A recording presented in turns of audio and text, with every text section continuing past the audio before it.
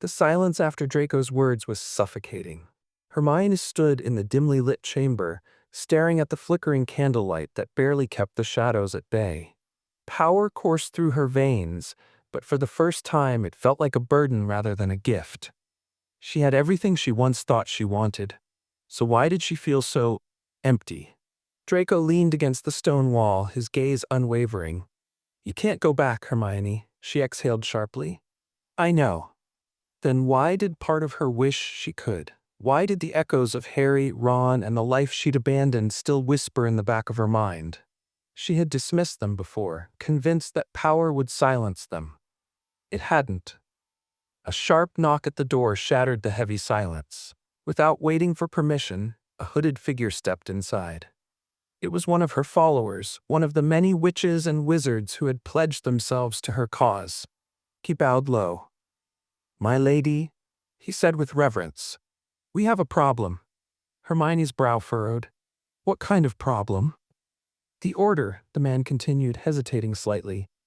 "They're regrouping. We thought they had scattered after Potter fell, but they've been gathering forces in secret, and they're not just planning to resist, they're planning to strike." A slow, humorless smile curled Hermione's lips. "Of course they are." Draco's expression darkened. "Who's leading them?" There was a pause. Then the man answered. "We believe it's Ron Weasley." Hermione's fingers twitched. Ron. Of course it would be Ron. Stubborn, loyal Ron, who had always followed Harry into battle. Now, without Harry, he was stepping up to fight against her. She turned away from the messenger, her thoughts racing. "Where are they?" "We're not certain yet, but our spies say they've been seen near the ruins of Hogsmeade." Hermione's grip tightened. The ruins. A place that once held warmth and laughter, now reduced to ashes because of the war she had helped start. And Ron, he had chosen that place to regroup, as if he was trying to remind her of what she had destroyed. Draco stepped forward. "If Weasley's leading them, they won't stop. They'll come for you." Hermione's eyes burned with a dangerous glint. "Let them come," Draco frowned. "Hermione?" "No." Her voice was sharp, unwavering. "I didn't come this far to be undone by ghosts of the past. If Ron thinks he can stand against me, he's a fool." But even as she said the words, something in her chest twisted. She had long since accepted that her friendship with Ron was gone, shattered the moment she had chosen this path. But to face him in battle? To see the hatred in his eyes, the same way she had seen it in Harry's before he fell? That was something she hadn't prepared for. The messenger hesitated. "What are your orders, my lady?" Hermione's expression remained cold. "Find them. Watch them. Do not engage until I say so." The man bowed and left without another word. Draco studied her for a long moment. "You're hesitating." Hermione scoffed. "I don't hesitate." "Then why not crush them now? You have the power. One spell and it's over." Her fingers curled into fists. "Because I need to know what Ron's endgame is." Draco sighed. "I think we both know what his endgame is." She met his gaze. "He wants to stop me."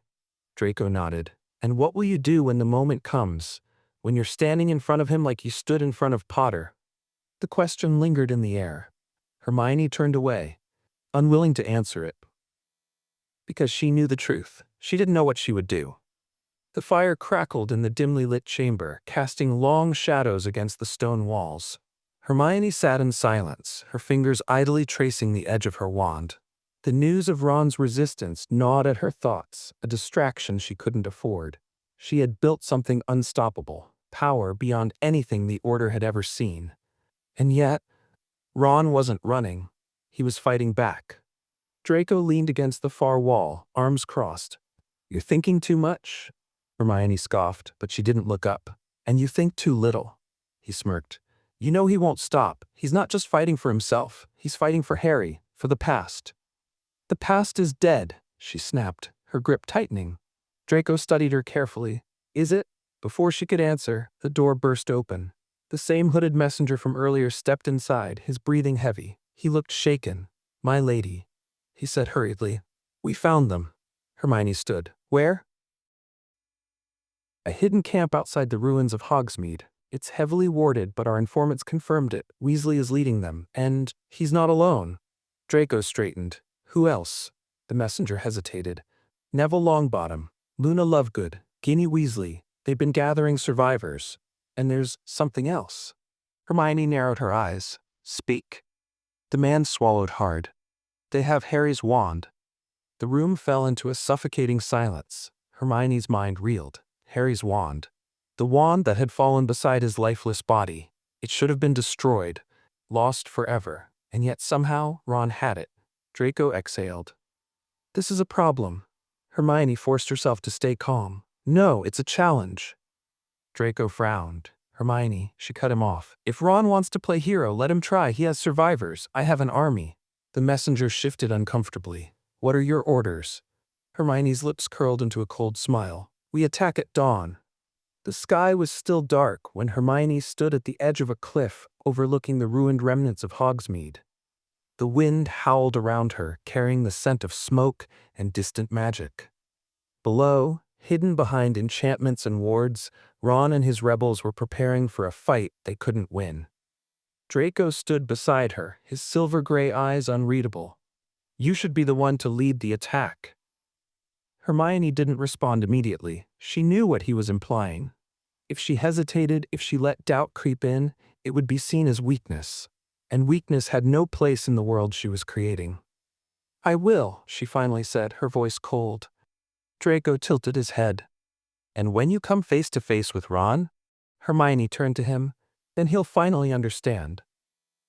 Draco sighed but said nothing. He knew there was no point in arguing. Below, her forces moved silently, dozens of cloaked figures slipping through the trees. These weren't just ordinary dark wizards. They were her loyal followers, witches and wizards who had seen what she could do and had sworn themselves to her cause. The order didn't stand a chance. A few miles away, in the ruins of the old village, Ron tightened the straps of his cloak. His breath came out in cold puffs, but his grip on Harry's wand never wavered. Around him, Luna, Neville, and Ginny were finalizing their defenses. They knew the attack was coming. It was only a matter of time. We have to hold them off, Ron said, his voice steady but tense. We don't need to win. We just need to survive long enough. Neville gave him a firm nod. We can do this. Luna, standing slightly apart, stared into the distance. She's already here. Ron followed her gaze, his stomach twisting. High above, silhouetted against the night sky, Hermione stood on the ridge, her wand raised. A surge of dark energy crackled around her, illuminating her like a goddess of war. The first spell struck a second later. An explosion rocked the ground as her forces descended. The battle had begun. The moment Hermione raised her wand, the battlefield erupted in chaos. Fiery spells lit up the night, streaking across the ruins of Hogsmeade like shooting stars. The air pulsed with energy, shields clashing against hexes, curses colliding midair in brilliant flashes of light.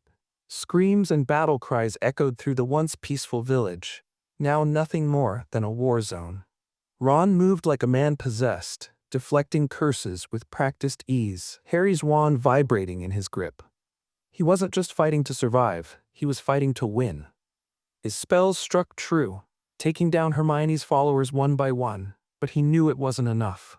They were outnumbered, outmatched. And then she arrived. Hermione strode through the battlefield like a force of nature, spells exploding around her but never touching her. Shadows curled at her feet, dark magic rippling from her presence. Those who opposed her fell, some with a single flick of her wand, others collapsing in agony as her curses took hold. She was untouchable. Ron turned, heart pounding, as her gaze locked onto him. For a moment, time seemed to freeze. The world around them faded into nothing. It was just the two of them. Once best friends, now enemies standing on opposite sides of a war neither had wanted. Hermione, Ron said, his voice raw, you don't have to do this. Her expression was unreadable. I told you before, Ron, there's no turning back. He gritted his teeth. There's always a choice. She tilted her head, considering him. Then make yours. Without another word, she raised her wand and sent a curse hurtling toward him. Ron barely managed to deflect it, the force of the impact knocking him back. He didn't hesitate. He retaliated, sending a powerful stupefy her way. Hermione swatted it aside as if it were nothing. You can't win, she said, stepping closer. Ron's grip tightened on the wand. I don't need to win. And then, from the corner of his eye, he saw it. Ginny and Neville, flanking Hermione from behind. A coordinated strike. They had one chance. Ron lunged forward, engaging Hermione directly in a fierce duel. Their spells clashed, sending shockwaves through the air. She was faster, more powerful, but Ron had something she didn't: distraction. Behind her, Ginny struck first, a silent curse aimed directly at Hermione's back. But at the last second, Hermione twisted, sensing it. She deflected Ginny's attack only for Neville to strike next. His spell hit its mark. Hermione staggered. Her defenses faltered for the briefest moment, and Ron didn't hesitate. With a shout, he raised Harry's wand, channeling everything he had into a single spell. Expelliarmus! The impact was instantaneous. Hermione's wand flew from her grip, landing several feet away in the rubble. She stumbled back, eyes wide. For the first time since this war began, she looked vulnerable. Ron stepped forward, breath ragged. "It's over, Hermione." But Hermione just smiled. A slow, knowing smile. "You still don't understand, do you?" she whispered. Then, before he could react, darkness surged from her hands. Raw, untamed magic. It lashed out like a living shadow, knocking all three of them backward. By the time Ron scrambled to his feet, Hermione was gone. The battle still raged, but something told him this wasn't the end. Not yet. Ron struggled to his feet, his ears still ringing from the force of Hermione's dark magic. The ruins of Hogsmeade were in chaos, spells still flashing in the distance, bodies strewn across the battlefield, the acrid smell of burned stone hanging in the air. But Hermione was gone. Neville groaned beside him, rubbing his shoulder where he'd landed hard against the rubble. Did we win?" Ron's grip tightened on Harry's wand. He didn't answer. Ginny pulled herself up, her face pale but determined. She was disarmed. We had her, and she still got away. Ron exhaled sharply. "She's stronger than we thought. This wasn't just a battle for her. It was a test." Neville frowned. "A test?" Ron nodded grimly. "She wanted to see how far we were willing to go, and now she knows." Luna approached from the shadows, her expression distant but knowing. "She's afraid," Ginny scoffed. "Hermione? Afraid? Did you see her out there? She tore through our defenses like they were nothing." Luna tilted her head. "That's why she's afraid." Ron exchanged a glance with Neville. They both knew Luna's insights were rarely wrong. Before they could dwell on it, a whistle pierced the air. Seamus Finnegan ran toward them, breathless. "We have to move. More of her forces are coming. We won't hold out much longer." Ron turned back toward the battlefield, his heart sinking. They had fought hard, but Hermione's army was still overwhelming. If they didn't retreat now, there wouldn't be anyone left to fight. With a reluctant nod, he made the call. "Fall back. Everyone regroup at the secondary camp." Ginny hesitated. "What about her?" Ron's jaw tightened. "She'll come for us again. And next time, we'll be ready." As they disappeared into the night, Hermione stood on a distant ridge, watching their retreat with cold eyes. She flexed her fingers, still tingling from the raw magic she had unleashed. They had pushed her further than she expected. Draco appeared beside her, his expression unreadable. They got lucky. Hermione didn't look at him. "Luck has nothing to do with it." Draco hesitated. "Then what now?" Hermione's gaze darkened. Now we stopped playing games. The war wasn't over. It was only beginning." The flames crackled in the dimly lit chamber, casting eerie shadows on the stone walls. Hermione sat motionless in the center of the room, her wand resting on the table before her. The battle had shaken her, not because she had lost, but because for the first time in a long while, she had felt something unexpected. Resistance. Ron had fought harder than she had anticipated. He had forced her to retreat. She clenched her fists. That was unacceptable. Draco paced near the entrance, his arms crossed. "They're regrouping. If we don't act fast, they'll find a way to counter you." Hermione remained silent. She already knew that. The old order had been weak, but this was something new. Ron wasn't just surviving, he was leading. She took a slow breath before speaking. "We underestimated them." Draco raised an eyebrow. "We?" Her eyes snapped to him, sharp as a dagger. "I won't make the same mistake twice." Draco sighed, but he didn't argue. Instead, he placed a small, ornate box on the table and slid it toward her. Then maybe it's time you stopped holding back. Hermione stared at the box. She had heard whispers of what it contained: ancient, forbidden magic, power beyond anything she had used before. Even she had hesitated to take this step, until now. Slowly, she opened the lid. A deep hum filled the air, a pulse of dark energy that sent a shiver down Draco's spine. Inside, nestled within velvet, lay a blackened stone inscribed with ancient runes. The Soulbinder. Draco shifted uncomfortably. Are you sure about this? Hermione didn't hesitate. They won't get another chance. Meanwhile, deep in the hidden forest camp, Ron sat with Neville, Ginny, and Luna around a flickering fire. Maps were spread before them, their movements carefully charted.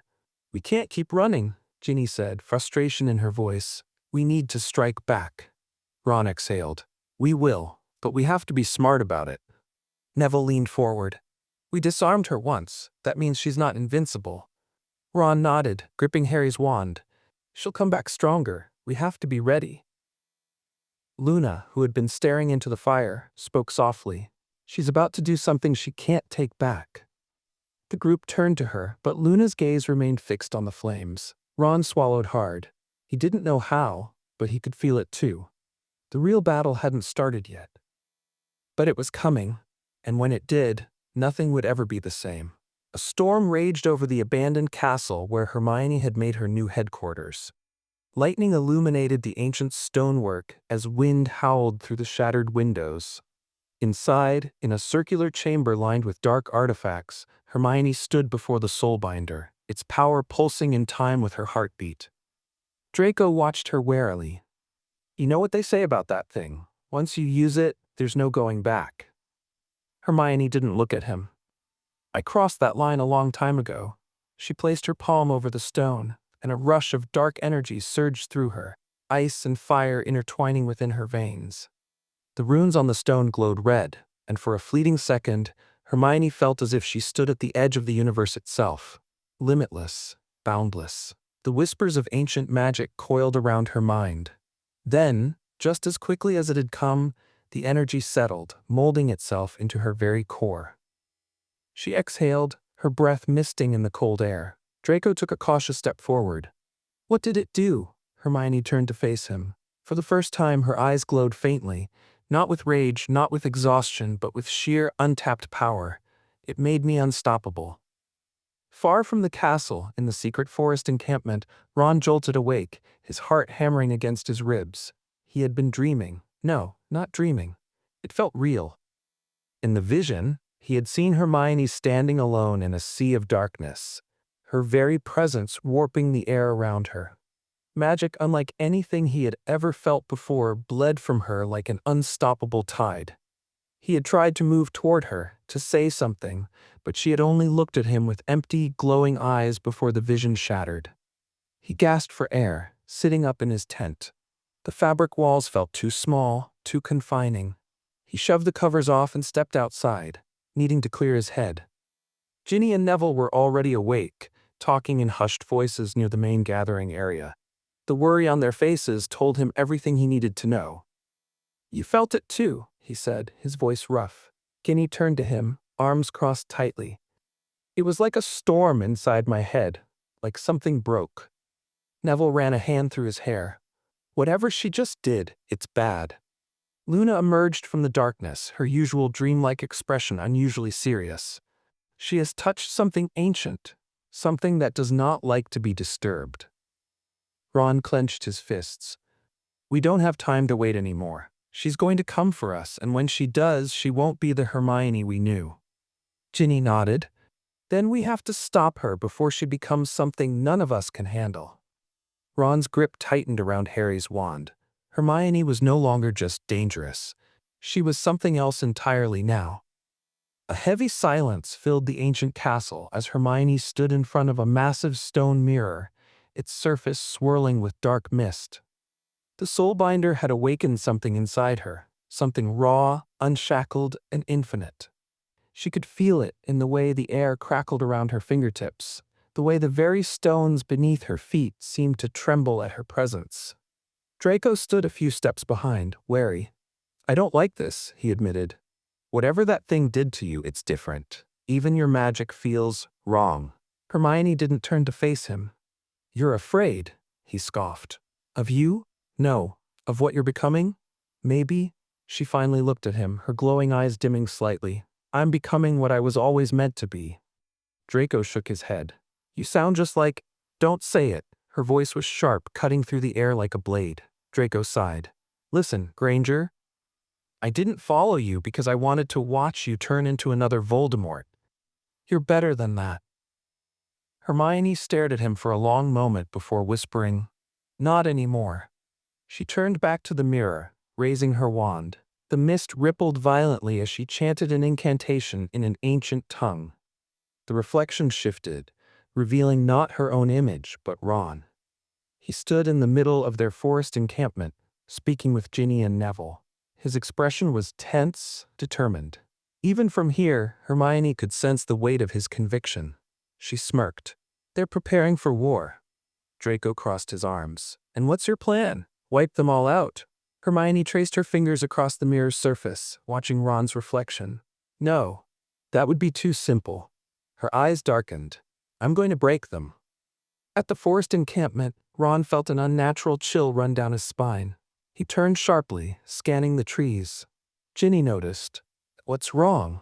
He wasn't sure, but something was watching them. He could feel it, like cold fingers trailing down his neck. Neville frowned. I don't like this. Ever since last night, it feels like the air itself is different. Luna, who had been eerily silent, finally spoke. She's looking at us. Ron's stomach twisted. How do you know?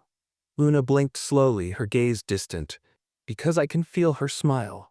A sudden gust of wind rustled the trees, and the fire at the center of their camp flickered violently. For the first time since this war began, Ron felt a sliver of fear creep into his chest. Hermione wasn't just coming for them. She was already here. The moon hung high in the sky, a silent sentinel over the dense trees of the forbidden forest. Ron's heart pounded as he tried to push the unsettling feeling to the back of his mind. Hermione was out there. He knew it. But the question gnawed at him. How had it come to this? How had the friend they'd once relied on, the brilliant mind that had always been a beacon of logic and compassion, become someone so unrecognizable? Ron, Ginny's voice cut through his thoughts. We need to move. Now. His eyes snapped to her, meeting her gaze with a mixture of dread and confusion. Move where? She could be anywhere, Ginny. We need to know what we're dealing with. Neville clenched his fists beside him, looking equally uneasy. She's stronger than we thought, isn't she? She's not the Hermione we knew. Ron's gaze shifted to the edge of the camp, where the trees seemed to pulse with unnatural life, their branches twisting like fingers in a windless breeze. He could almost hear her voice in the rustling leaves, whispering his name. She's always been stronger than we thought, Ron muttered, eyes narrowed in determination. But this is something else. We have to stop her before she does something irreversible, Ginny said, her voice steady despite the fear that radiated from her. Ron's jaw tightened, and he turned to face the group. We can't just fight her. Not like this. We have to find a way to get through to her, to remind her of who she really is, before it's too late. Luna's quiet voice broke in again, a soft yet unsettling tone that seemed to resonate with the eerie silence of the night. She's already too far gone, Ron. The darkness has taken root. There's no going back for her now. Ron's stomach twisted. He wanted to argue, to hold on to the belief that the Hermione they'd known still existed somewhere inside, but Luna's words rang true. He could feel it in his bones. The cold, the darkness. Her power was no longer just magic. It was something deeper, something dangerous. Ginny stepped forward, her expression resolute. We don't know that for sure. We can't give up on her yet. Ginny's right, Neville added. But we also can't ignore the threat she poses. We need to be smart about this. Ron nodded, his mind racing. A plan. They needed a plan. They couldn't let themselves get caught off guard again. But just as he was about to speak, a sudden burst of wind swept through the camp, extinguishing the fire in an instant. The surrounding trees creaked, their trunks shifting unnaturally, as if something was stirring beneath them. Then the unmistakable sound of footsteps, too heavy to be a mere animal, echoed from the darkness. Ron's hand flew to his wand. "Stay close," he whispered urgently to the others. A shape emerged from the shadows, moving with a fluidity that made the hairs on Ron's neck stand on end. At first he thought it was her, Hermione, but as the figure stepped closer, he saw the sneer on her lips, the dark power radiating from her in waves. Her eyes glowed with a fierce, unnatural light, and her posture was almost regal, like she had already claimed victory. "You're too late," Hermione's voice floated through the air, smooth as silk, yet sharp as a blade. "The war is already over, Ron, and I've won." Ron's heart pounded in his chest, a mix of anger, fear, and sorrow. "Hermione, you don't have to do this. You can still stop." "Stop," she laughed, a cold, hollow sound that made his stomach churn.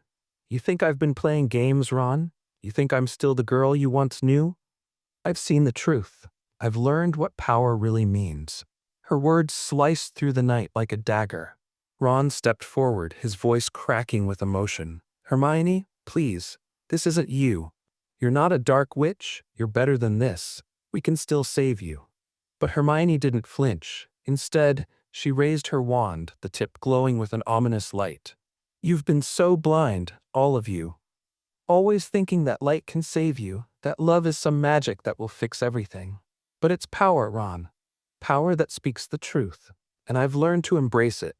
You should have known better than to stand in my way." With a flick of her wrist, the ground beneath Ron's feet trembled, and a wave of dark energy surged toward him. He barely had time to raise his wand in defense as the magic slammed into him, sending him sprawling to the ground with a bone-rattling force. Ginny and Neville rushed to his side, but Hermione's cold laugh echoed through the trees, a reminder of just how far gone she was. "This is the future, Ron," Hermione said softly, her voice distant, almost melancholy. "You'll see. You'll all see."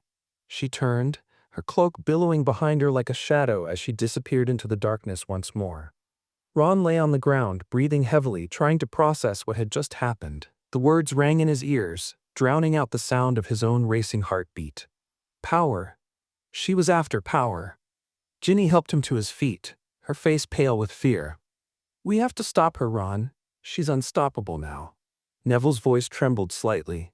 "We can't do this alone. We need help." "Then let's get it," Ron said, determination flooding his chest. "We need to find the others. We need to find a way to end this before she destroys everything we've fought for." The wind howled through the trees, but Ron's resolve was unshaken. Hermione had changed, yes, but he wasn't giving up on her. Not yet. He would find a way to save her, or die trying. The camp was eerily quiet as Ron, Ginny, and Neville quickly gathered their belongings, preparing to leave. The night air hung heavy with an unsettling chill, the remnants of Hermione's magic still lingering like a foul presence. Ron's thoughts were a blur, his mind desperately trying to make sense of what had just happened. Hermione, she had been their friend, their sister. How had it all gone so wrong? Ginny, her eyes hard and determined, was already packing her things. "We can't waste time," she said, her voice sharp. "We need to warn the others. If she's this powerful now, we can't afford to be caught off guard again." Neville nodded, his face pale but resolute. "But where do we go? The whole bloody wizarding world knows what she's capable of now. We can't just walk into Diagon Alley, or even back to Hogwarts. She'll be watching every move." Ron clenched his fists, frustration boiling beneath the surface. He had no answers, no clear path. All he knew was that Hermione had gone too far this time. Her darkness was no longer just about the choices she'd made. It was something in her now, a part of her soul, something twisted, something unrecognizable. "We'll go to the burrow," Ron said, his voice firm despite the uncertainty gnawing at him. "It's safe there, and we can figure out a plan. We'll need everyone. Harry, Luna, Dean, we need to pull together." Ginny met his gaze, her eyes narrowing. "But you think she'll just let us get there? She'll be waiting for us." "She won't expect us to move like this," Ron replied, determination creeping into his tone. "She thinks she's won. We'll surprise her." Neville frowned. "But how are we going to fight her? She's stronger than all of us combined now. We can't just take her on. Ron's mind raced as he pulled on his cloak. We don't need to take her on. Not yet, anyway. We just need to find a way to break through whatever's clouding her mind. If we can reach the Hermione we knew, the one who cared about us, maybe we can still save her. The thought was fleeting, as if a thin thread of hope he was clinging to for dear life, but it was all he had. He wouldn't give up on her. He owed it to her. And he owed it to himself. As the trio set off through the darkened forest, Ron couldn't shake the image of Hermione's glowing eyes, the raw power crackling in the air around her. She had changed, yes, but there was a part of her he couldn't ignore. The part that had once been so fiercely loyal. Maybe that part still existed, he thought, even if it was buried deep within the dark magic she now wielded.